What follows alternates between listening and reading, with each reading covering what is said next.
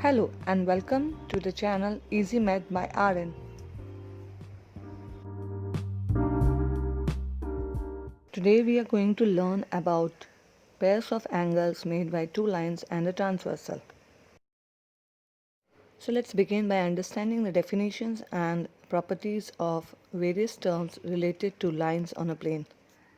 So when we talk about two lines in a plane, they could either be intersecting, that means they cut each other and meet at a point, or they could be parallel, that means they never meet each other on a plane and hence they have no point of intersection. Now let's understand transversal. There are two lines P and Q which is cut by a third line T. So that line T which is intersecting two or more lines is known as a transversal. Now when we have two lines cut by a transversal, we can find that they form 8 angles. Now let's understand what is the position of those 8 angles with respect to the horizontal lines P and Q and the transversal T. Now for the lines P and Q, these 8 angles will lie either above the lines or below the lines. We can see here angles 1, 2, 5 and 6 lie above the line P and Q respectively, whereas the angles 3, 4, 7 and 8 lie below the lines. Now for the transversal, you can see here on the left side of transversal there are 4 angles 1, 3, 5 and 7, and on the right side there are 4 angles 2, 4, 6 and 8. So the position of angle is either left or right of the transversal. So we begin with the first pair of angles, that is corresponding angles. So let's understand the position of the angles with respect to the lines P and Q and line T. Now for corresponding angles, the pair of angles, pair means a set of two angles, if their position remains same with respect to P and Q as well as with respect to T, then they are called as corresponding angles. Here we can see angles X and Y both are on the left side of the transversal and both of them are above the horizontal lines P and Q. Hence they are corresponding. Same way angle A and B both lie below the lines P and Q and both are on the right side of the transversal. We can easily identify corresponding pair of angles by the letter F of English alphabet. If the two angles are arranged in such a way that they form letter F, as you can see in the picture, then they are corresponding angles. Let's understand the next set of angle, that is alternate angle. Here the position of angles remain opposite with respect to lines P and Q and the transversal T. You can see here in this picture X is on the left side of the transversal whereas Y is on the right side, and with respect to P and Q, X is below the line P whereas Y is above the line Q. So these are alternate set of angles. Now we can have two types in this alternate. One is alternate interior angles in which both the angles lie between the two lines, or they could be alternate exterior angles where both the angles lie outside the lines P and Q as shown in this picture. So to identify alternate angles, we look for letter Z of English alphabet. So you can see here in this picture, X and Y form letter Z. So these are alternate set of angles.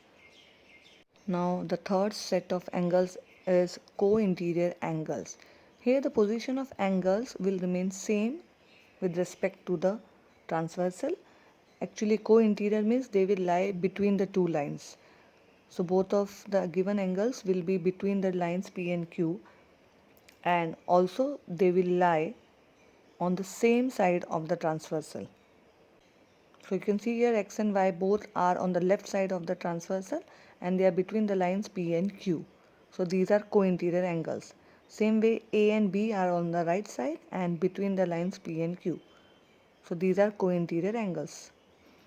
Now co-interior angles can be identified easily with the letter C of English alphabet. You can see here in this picture the angles A and B form letter C. Now we move on to understand the conditions for two lines on a plane to be parallel. So we have two lines on a given plane here. So the first condition for the lines to be parallel is called as a corresponding angle test. So you can see here angle 1 and 2 are corresponding angles. So the two lines will be parallel if a pair of corresponding angles is equal. So in this condition, angle 1 and 2, if they are equal to each other, then the two given lines will be parallel to each other.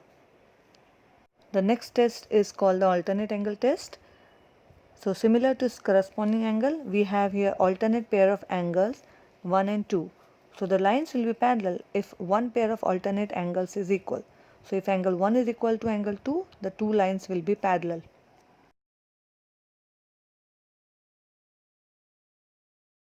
Now the third and another important property is about co-interior angles. So 1 and 2 are co-interior angles. The two lines will be parallel if these two co-interior angles become supplementary. That means angle 1 plus angle 2 is equal to 180 degree. If that happens, then the two lines are parallel. So now let's have a look at some solved examples based on these properties. So we have our first example. In this figure, we have angle x and y such that x is equal to 125 degree and y is 65 degree. So we need to check whether lines R and S are parallel or not. So let's begin with this. Now here we need to check whether R and S are parallel or not. So for that we need a relation between x and y so that we can apply the appropriate test of parallel lines. Now x and y are neither corresponding angles nor co-interior angles, and they are not even alternate angles. So what relation exists between them? So for that, let's create an angle Z such that it is vertically opposite to angle X. So X and Z, since they are vertically opposite, they will be equal in measures. X is 125, so Z will also be 125 degree. Now look at Y and Z. What pair of angle they are? These two are co-interior angles. So if the lines have to become parallel, these two must be supplementary. Remember the test, co-interior angles are supplementary for two lines to be parallel. So let's add y and z. Y is 65 degree and z is 125 degree. So if you add these two, the total comes out to be 190 degree. That's not a supplementary pair. So what we get is co-interior angles are not supplementary, hence the two lines R and S will not be parallel to each other.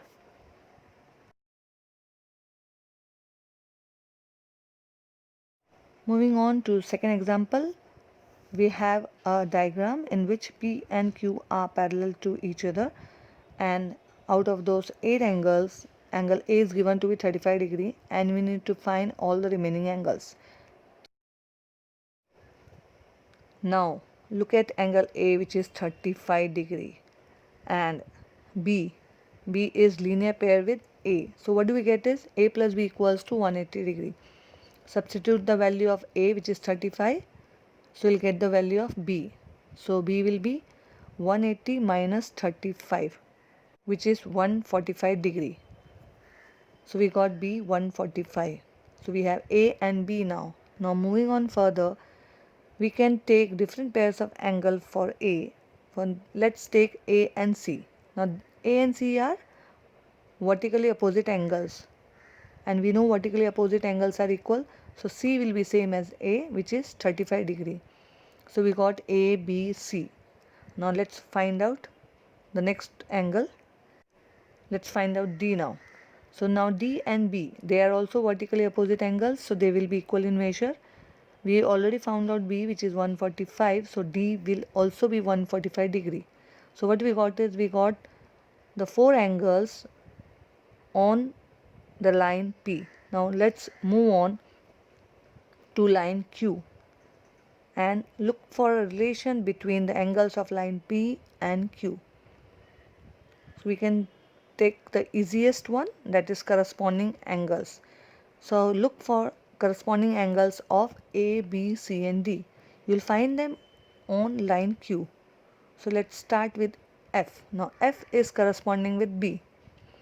right? So they will be equal in measure since the two lines are parallel to each other. Now B is 145, so F is also 145.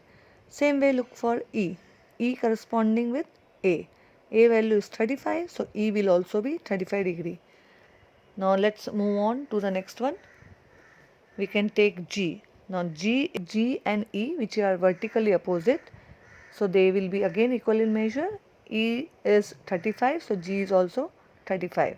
Same way H and F are also vertically opposite, so they will be equal in measure.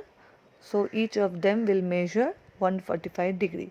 So we got all the 8 angles in the given figure. This brings us to the end of this video. I hope you have understood different pairs of angles made by lines on a plane and the tests which make this line parallel to each other. Thanks for watching the video and stay tuned for more educational videos.